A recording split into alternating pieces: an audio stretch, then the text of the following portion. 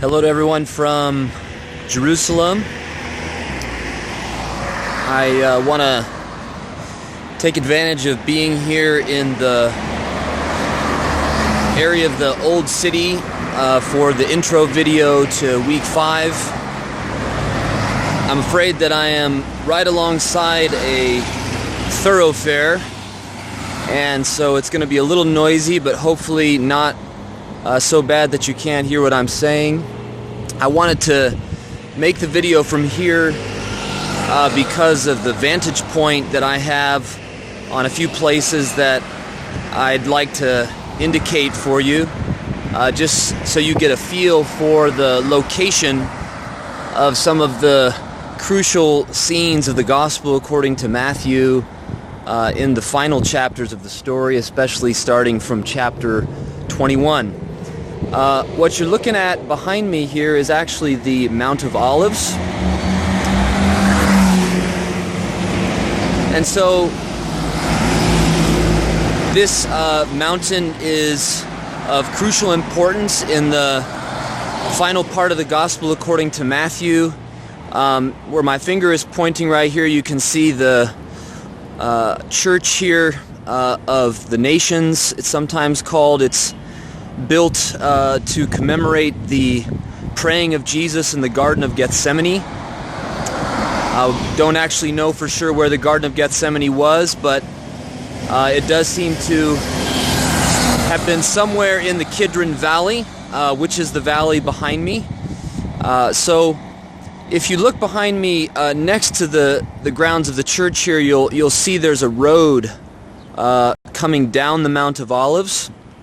If you follow that road going up, it would lead over the Mount of Olives to the town of Bethany or Bethphage, depending on how far you go. That was the place where Jesus had a pretty strong network of support and connections, and so the place that he would stay, it seems, at night with his disciples when he comes to Jerusalem at the end of the story during the Passover. And then in Matthew 21, you remember the story where Jesus asks his disciples to go and get a donkey as well as a colt in Matthew, and they bring it to him and lay their garments over the animals, and they descend probably this road right here, coming down the Mount of Olives and across the Kidron Valley below, which you can see now is a burial area, even more tombs I'll show you in a minute. And then coming up the ascent here towards the Old City, I'm going to flip around here, and you can see there's a road right behind me, but Jesus would probably have ascended right near where I'm standing, because you can see behind me, just over my head, what's now called the Golden Gate. This is not actually the gate that Jesus himself would have entered, because this is a city wall that was built in the 16th century. The city was, of course, destroyed and rebuilt many times after the time of Jesus until now, but underneath the gate that you can see are the ruins of the gate by which pilgrims coming from the east like Jesus would have entered the city. And so the crowds would have been gathered along this route if you follow the story of Matthew 21, and Jesus would have entered there. This is on the northern edge of the Temple Mount, which is up that direction, and he would have gone in on the second day, coming back during the Passover festival, and done what we find later in Matthew 21, what's often called the temple cleansing. After Jesus spends several days going back and forth in between Jerusalem and Bethany, of course, on the night that he was handed over, remember in Matthew 26, Jesus is celebrating a Passover meal of a sort with his apostles, with the 12, perhaps some other disciples as well, but they're called the 12 over and over again in that part of the story. And then after that meal that's so pregnant with meaning, anticipating his death, Jesus came back across the Kidron Valley. So maybe I'll show you a little bit more of here. Not sure if the lighting is going to be right. You can see more tombs back there behind me. Across the Kidron Valley again to the Garden of Gethsemane, where he was arrested. Couple other geographic points perhaps to point out while I'm here. First of all, that the Mount of Olives was the location at which the Roman army stationed the 10th Legion, a very famous and powerful legion, besieging the city of Jerusalem. I would imagine I think the 10th Legion was probably in this area over here, because it is the valley is a little bit more shallow there, would have made for easier access in the attack of the city. Also, down to the southern edge of the city, which is this way, if you follow down there the Kidron Valley and you go around the southern edge of the city, you would see the Valley of Hinnom, which runs along the southern side of the old city. And that valley is actually where we get the name Gehenna from, which, if you've been following my translation, I try to preserve the transliteration of that name Gehenna rather than translating it as hell. I think this is significant because of the background of Jeremiah and the meaning of this particular place, because, as we'll discuss with Matthew 24 and 25, the Valley of Hinnom, Gehenna, is where some of the people, nobles especially, but other materials, homes, were thrown and burnt, both in the siege of Jerusalem by Babylon, which would have been the previous destruction of the temple, very present to the minds of the people to whom Jesus would be speaking. And then similarly, you would have the Valley of Hinnom being a place where there is mass destruction when Rome finally enters the city and lays waste to it. And the Valley of Hinnom becomes a place of burning buildings, burning bodies, carnage, bodies that aren't even buried because of the terrible devastation, etc. So that's a little bit of the sort of geography of the place. I have to say that I'm impressed being here once again with how small all of this is. I think it lives very large in our mind because of how much of our life we associate with this place. And then when you get here, you're always somewhat taken aback with how much took place in such a small geographic place. With that compression of place, you might say, you also get a sense for how much pressure there is on the characters of the story that we've been following along. So much energy is concentrated in this one small place. So much is at stake in this place as the memorial center of Jesus' community that's now part of occupied territory and under the control of elites largely who are serving the interests of Rome. So the tensions in this place then and now were just extremely high. I have to say, I'm feeling already, I've been here for 9 days, I've been in class for, 10 plus hours per day. That some of that involves traveling around the region and interviewing some of the participants in the current conflict, including a chief negotiator on the Israeli side, negotiating with the Palestinian Authority. 2 nights ago, I was in Ramallah in the West Bank, interviewing some Palestinian young people about their experience of the military occupation of their land. And just trying to digest the grief and fear that is felt by everyone in different degrees, perhaps, and for disproportionate reasons, but nevertheless, everyone seems to be living a kind of traumatized existence because of the historic tensions, recent violence, and sort of horizon of potential conflict or violent conflict that seems always to be hanging over the current moment. Maybe that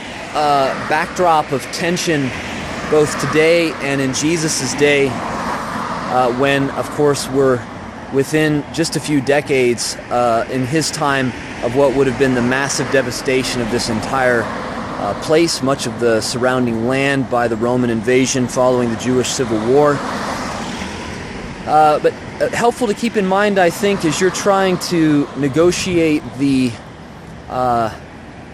increasing tensions of the segment of the narrative that you're studying this week, starting from chapter 11 going through chapter 13. Of course, Jesus has just made a powerful public statement about who he is as the one who is proclaiming the kingdom of heaven, saying all kinds of words, performing all kinds of deeds that are transforming the power dynamics, threatening certain people, answering the deep longings of other people. And now in chapter 11, after Jesus has made that statement by sending out the 12 apostles, the aftermath of that begins to unfold. Of course, going back to John the Baptist, not surprisingly perhaps, since he was the key figure with whom the kingdom of heaven became a sort of public movement in the land, which incidentally, if you kept going over this hill, the Mount of Olives behind me, following this road through Bethany, it would go down the valley on the other side and straight to the Jordan Valley, which is where Jesus would have come up from, and people would have been flocking over that hill as they were going out to John from this area to the Jordan River. Anyway, as chapter 11 unfolds, of course, as you've read or will read this week, you find that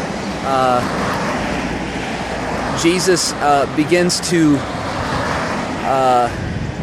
warn the cities and towns that have been rejecting the way that he's calling Israel to live, the kind of teaching that he gave on the Sermon on the Mount, that he's been spreading and calling people to embrace as their way through the 12 apostles. Some of them, especially the ones familiar with Jesus, have been rejecting him. And this leads, of course, to the controversy over the Sabbath with the authorities in the beginning of chapter 12. And finally, a really open and public conflict between Jesus and those authorities when they begin to attempt publicly to assassinate his character as working by the power of Beelzebub. This, of course, leads Jesus to adopt a form of discourse, public discourse, that he has not used to this point in the story, that we know as parables. And as you'll see in your study and hear from my comments, this form of discourse is peculiar in its ability to both hide and reveal at the same time, to conceal and to disclose with the very same words. And I just want you to take seriously the heightened tensions as the occasion of that form of discourse. In this context of such tension and conflict, intensity, with everybody hanging on each other's words, every word being pregnant with all kinds of possible meanings that either threaten or inspire, you have to be very careful in the practice of interpretation, because it's easy to underestimate, you might say, how pregnant the words that are uttered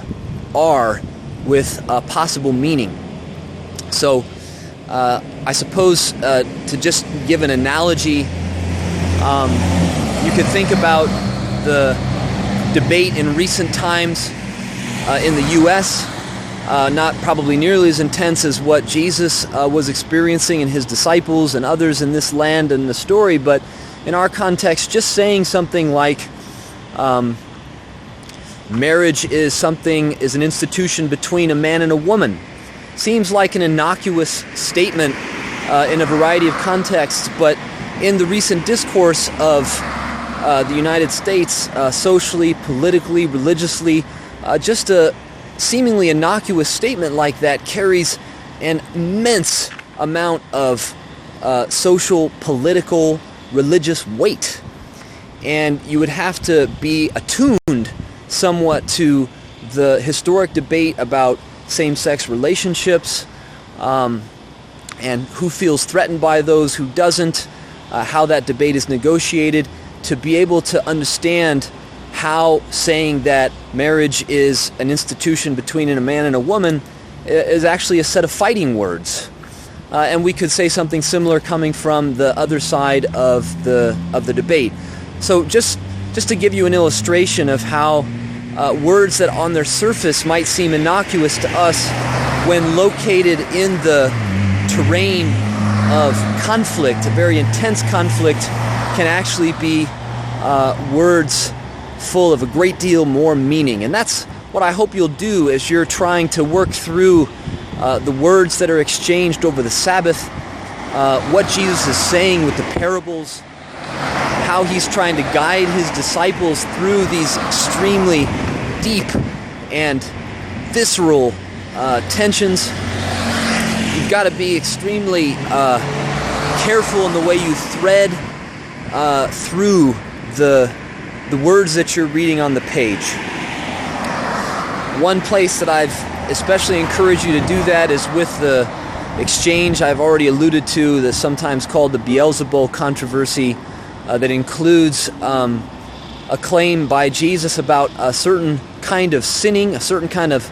blaspheming or public speaking that is not forgivable in this age or the age to come, blaspheming against the Holy Spirit, the liberating power of God's kingdom. So as you try to make sense of words like that, do your best to take all of the cues that you can from the narrative to see what those words might mean in the sort of labyrinth of conflict that the narrative is relating to you. So God bless you as you try to do that, and I hope that our exchanges with one another, I'll be weighing in on those, will bring some clarity to some words that might seem innocuous or even cryptic as parables in one context, but turn out to be, in the context that the narrative gives us, words pregnant with a great deal of power and meaning. So we'll be in touch, and I look forward to seeing what you come up with this intense stage of the narrative. You'll notice, by the way, since I'm closing here in Jerusalem, that the very next set of scenes that we're going to study, chapters 14 through 16, is the first time that authorities are sent all the way from Jerusalem, where I am now, up to the north in the Galilee to confront Jesus directly, to inspect what's going on, and to assess what danger he poses to the existing power structures of the land as perceived by those holding a great deal of power in Jerusalem. So, Lord bless you as you study this week, and look forward to dialoguing with you through these texts.